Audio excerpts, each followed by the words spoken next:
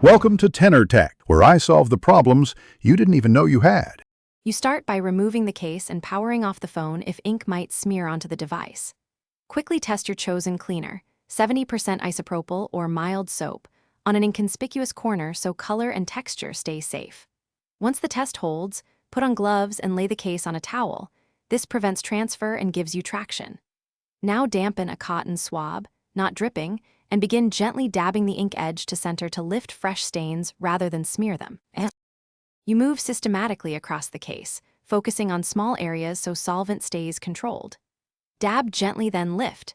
This minimizes spreading and removes layered ink. For ballpoint ink, isopropyl dissolves oils. For tougher dye stains on hard plastics, a tiny amount of acetone works, but avoid acetone on soft TPU. Once an area lightens, clean with a soapy microfiber to remove residue and then rinse under a weak stream of water. Make sure to change swabs frequently so you aren't. Once the visible ink is gone, rinse the case and air dry completely before putting it back on your phone. Moisture traps dust and can smell. If a stubborn stain remains, repeat the targeted solvent step with longer contact time, or for white hard plastic, try a brief dilute bleach soak. Always test first. If you see discoloration, softening, or surface pitting, stop. That indicates material damage rather than removable ink, and replacement is safer than continued chemical exposure.